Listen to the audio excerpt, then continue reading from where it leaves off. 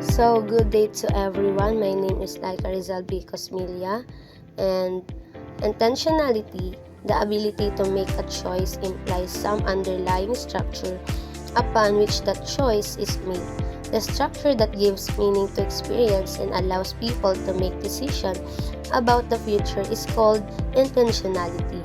According to May 1969, without intentionality, people could neither choose nor act or they act on their choice. So, action implies intentionality just as intentionality implies action. So, the two are inseparable to illustrate how intentionality partially bridges the gap between subject and the object. May 1969 used a simple example of a man, the subject seated at his desk observing a piece of paper, which is the object. The man can write on the paper, fold it into a paper airplane for his grandson, sketch picture on it. In all three instances, the subject man and the object paper are identical, but the man's action depends on his intention, on the meaning he gives to experience. The meaning is the function, both himself, subject, and his environment, which is the object. So, intentionality. So, intentionality implies underlying structure that make us choices. So, halimbawa na lang na yung mga pangarap natin sa buhay, choice natin makamit yun, at choice natin na gawin yung pag-aaral kasi nga po, decision natin yun. So, ang intention natin is makapagtapos at makahanap ng trabaho. So, ganun yung intentionality. So, sa tayong mga tao, meron tayong mga intensyon or mga gustong gawin sa buhay. Kagaya na lang ng example ni May na yung sa isang tao na nakaupo sa kanyang desk and observing a piece of paper. Meron siyang intention na sulatan ito or meron siyang intention na gawin itong paper airplane para sa kanyang apo. So, and pwede niya rin itong sketch ng drawingan yung papel, pero yun nakadepende sa kanyang mga gustong gawin sa papel na iyon.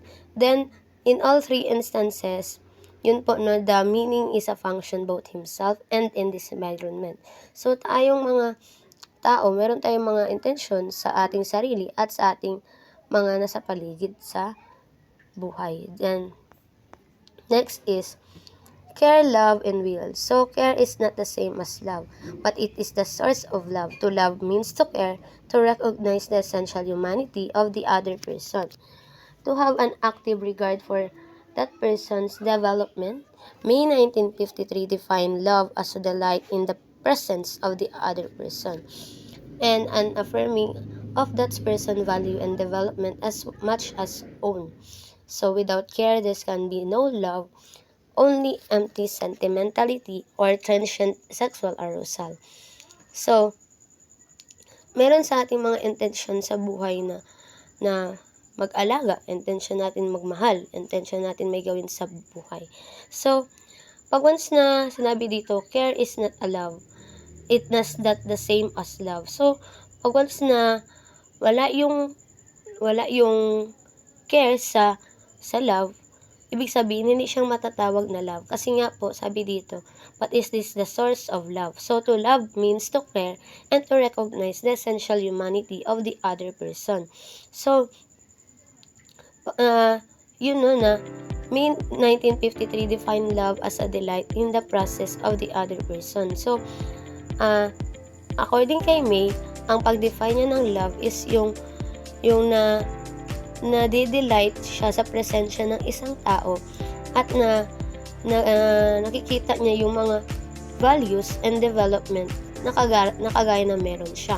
So, without care can be no love, only empty sentimentality or ancient sexual arousal. So, pag once na walang care sa pagmamahal, hindi ito matatawag na love, because parang yun, na-attract ka lang sa kanya, pero hindi to siya matatawag na pagmamahal. Kasi nga po, according kay Rollo May, define love as a delight in the presence of the other persons and affirming the values development as much one's own. So, May 1969 is called will, the capacity to organize oneself.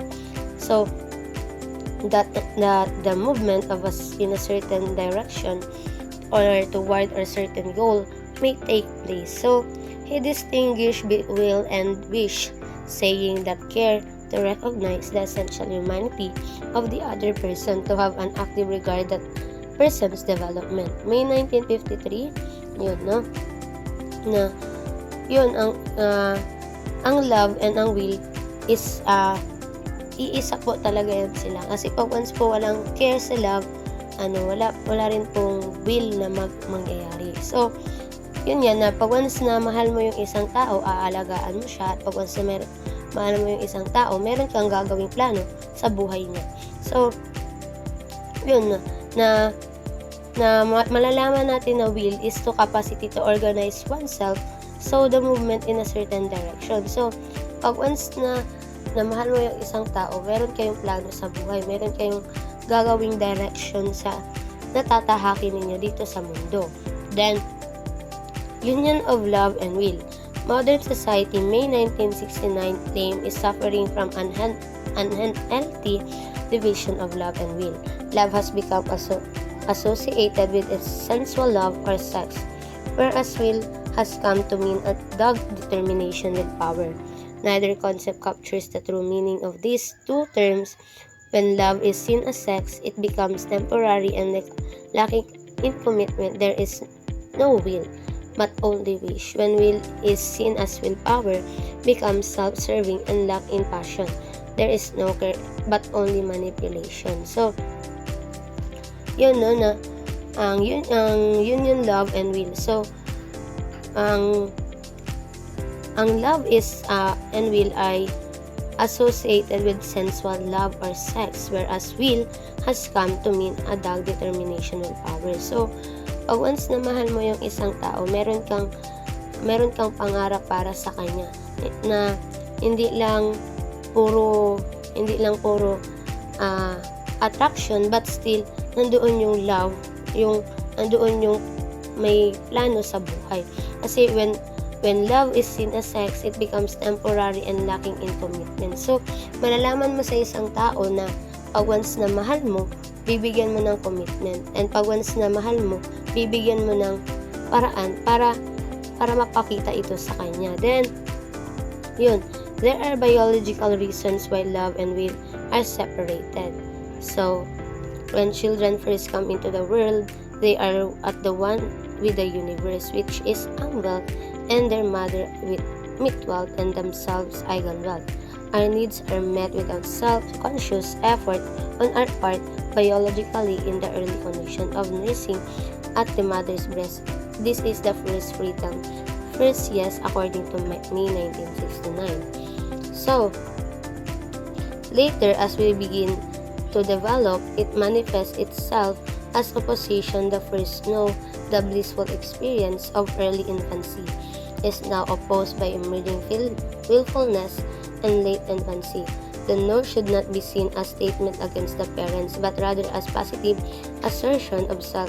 Unfortunately, parents often interpret the no negatively and therefore stifle the child's self-assertion. As a result, children learn to disassociate will from the blissful love they had previously enjoyed.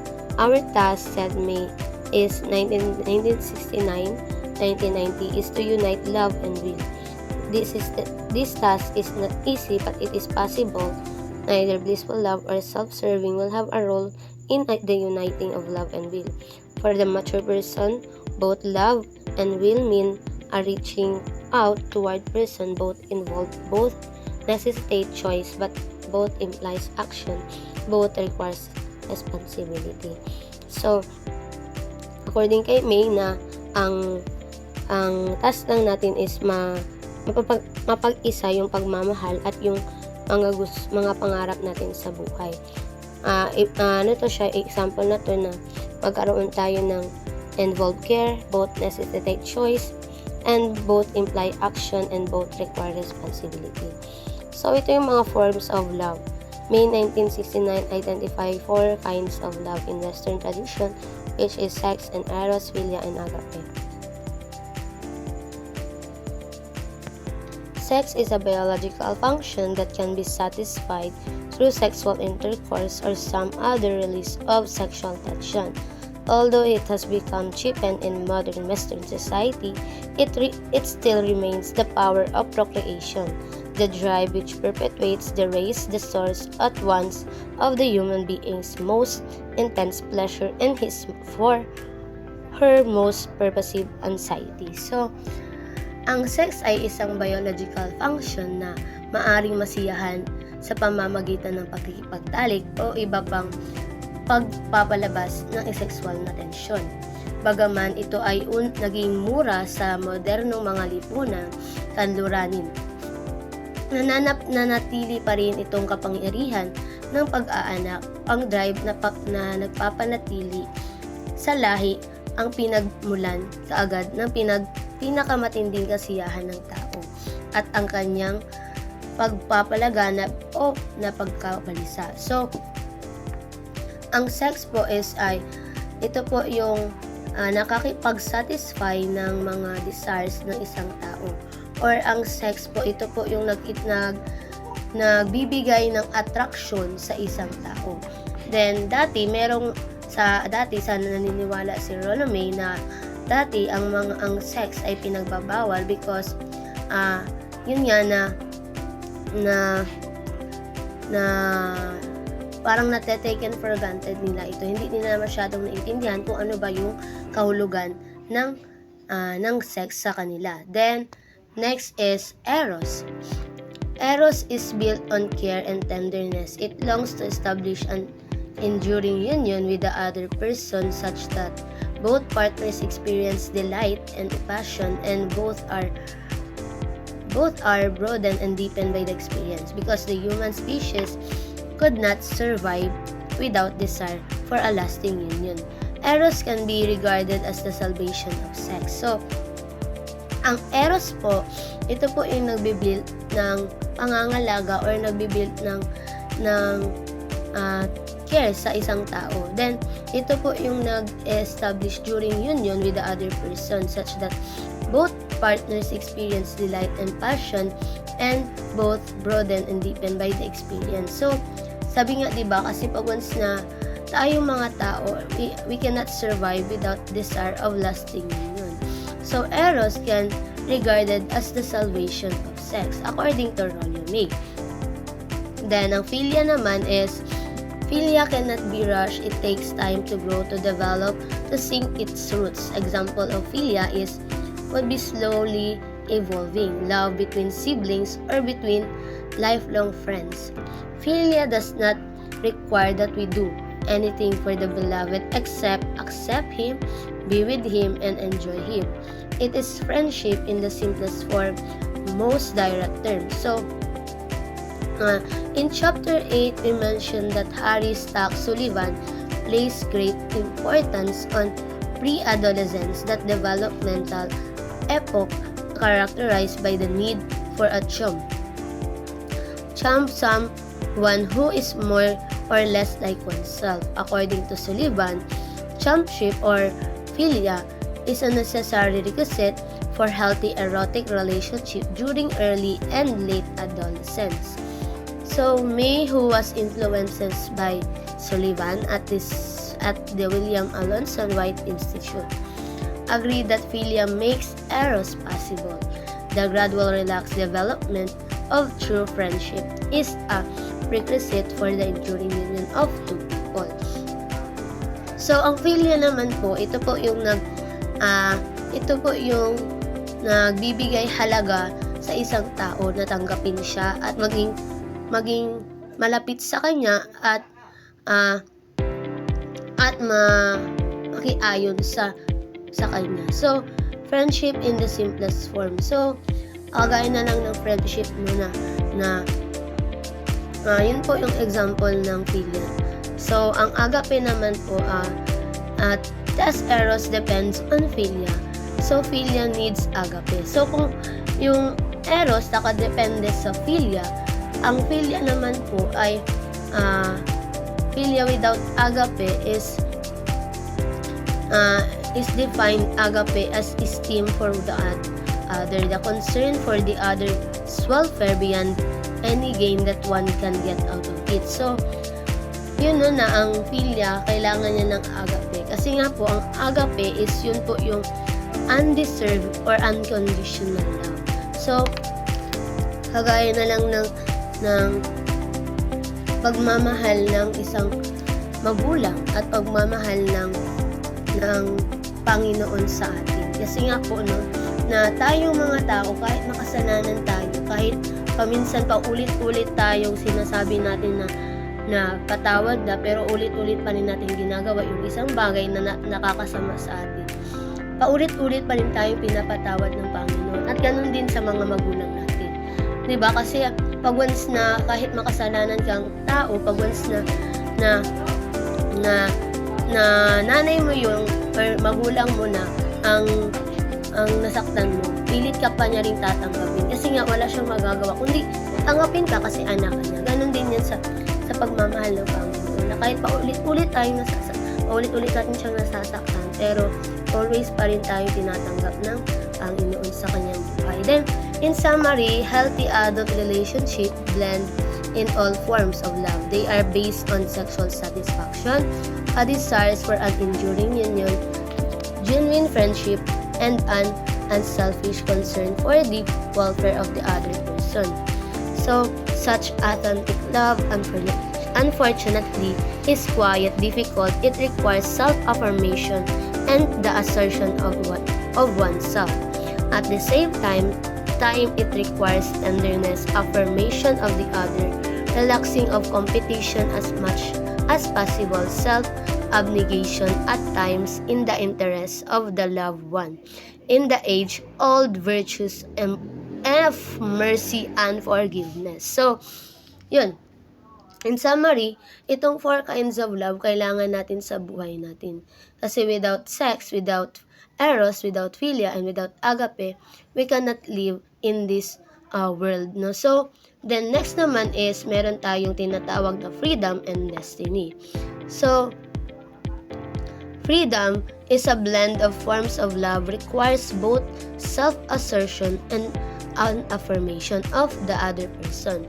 It also requires an assertion of one's freedom and a confrontation with one's destiny. Healthy individuals are able both to assume their freedom and to face their destiny. So, tayo no na mga tao dito sa mundo, binigyan tayo ng free will no na gawin yung mga gusto natin. And then meron tayong yung freedom and destiny. It's a forms of love, requires both self-assertion and self-affirmation of the other person. So, sabi nga dito ni Rollo May, freedom in an early definition, May 1967, that said that freedom, the individual's capacity to know that he is determined one. So the word determined is this definition in synonymous with what May 1981 would later call destiny. Freedom then comes from understanding of our destiny, an understanding that death is a possibility at any moment, that we are male or female, that we have inherent weaknesses that early childhood experience dispose us towards certain patterns of behavior. So, ang kalayaan natin is nakadetermine siya sa mga ginagawa natin nung tayo ay bata pa, according kay Rollo May. Then, according kay Rollo May, it is our destiny to understand that death is possibility at any moment. So, according kay Rollo May, na lahat tayo ay may posibilidad na mamamatay in any time, in any moment. So, yun no, na yun yung freedom para sa kanya and destiny. So, the forms of freedom. So, meron ditong i-recognize ni Rollo May na 2 forms of freedom. Freedom of doing and freedom of being. The first he called existential freedom, the latter essential freedom. So, ang existential freedom should not be identified with existential freedom philosophy. It is the freedom of action, the freedom of doing. Most middle-class adult Americans enjoy large measures of existential freedom. So, example dito, they are free to cross state lines, to choose their associate, to vote to their representative in government, and so on. On a more trivial scale, they are free to push their shopping carts through a supermarket and select among thousands of items. So, existential freedom then is the freedom to act on the choices that one makes. So, ang existential freedom is yun yung mga gustong gawin natin or mga gusto nating gawin or gusto nating mga gamitin sa buhay. Yun po yung existential freedom. We are created na meron tayong mga free will, meron tayong mga kanya-kanyang decision, meron tayong mga kanya-kanyang gusto sa buhay. Yun yung ibig sabihin ng existential freedom. Then, ang essential freedom naman is freedom to act, to move around that does not ensure. Essential freedom, that is freedom of being. In fact, existential freedom often makes essential freedom more difficult. For example, prisoners and inmates in concentration camps often speak enthusiastically of their inner freedom despite experiencing very limited existential freedom. So, ang essential freedom is yung freedom nating makatao, no, na freedom of being. In fact, no, na yung freedom to act and to move around does not ensure essential freedom. So, what is destiny? So, according to May 1981, defined destiny as the design of the universe speaking through the design of each one of us. So, our ultimate destiny is death, but on lesser scale, our destiny includes other biological properties such as intelligence, gender, size, and strength, and genetic predisposition towards certain illness. In addition, psychological and cultural factors contribute to our destiny. Destiny does not mean preordinate or foredom. Then, the power of myth. So, for many years, May was concerned with the powerful effects of the myth on individual and culture, a concern that culminated in his book, The Cry of Myth. 1991, May contended that the people of Western civilization have an urgent need for myths. Lacking myths to believe in, they have turned to religious cult. So, tayong mga tao, meron tayong kanya-kanyang mga pinapaniwalaan. Meron tayong mga kanya-kanyang mga paniniwala. So, but nandoon yung example dito ni myths is meron tayong kalayaan na harapin or hanapin yung mga gusto natin sa buhay. Then, dito is sa psychopathology, according to May, apathy and emptiness, not anxiety, and guilt are the malaise of modern times. When people deny their destiny or abandon their myths, they lost their purpose for being. They become directionless without some goal or destination. So, sa atin, meron tayong mga paniniwala. So, kapag once wala tayong paniniwala, magkakaroon tayo ng purposeless or magkakaroon tayo ng directionless sa buhay natin. So, tayong mga tao, meron tayong mga goals sa buhay which is yung mga destiny natin na gusto tatahakin natin sa buhay. Then, people become sick and engage in the variety self-defeating and self-destructive behavior. So, merong mga tao na pinaniniwalaan nilang gusto nilang masira or gusto nilang ma-distract yung behavior nila. So, many people in modern Western societies feel alienated from the world, which is unwell from others, and withwell, especially from themselves, eigenwell. They feel helpless to prevent natural disasters, to reverse industrialization, or to make contact with another human being. They feel insignificant in a world that increasingly dehumanizes or the individual. The sense of insignificance leads to apathy and to a state of diminished consciousness. May 1967, May saw psychopathology as lack of communication, the inability to know others and to share oneself with them. So, the purpose of psychotherapy is to set people free. He argued that therapists who concentrate on a patient's symptoms are missing the more important picture. Neurotic symptoms are simply ways of running away from freedom, an indication that patients' inner possibilities are not being used. When patients become more free, more human, their neurotic symptoms usually disappear.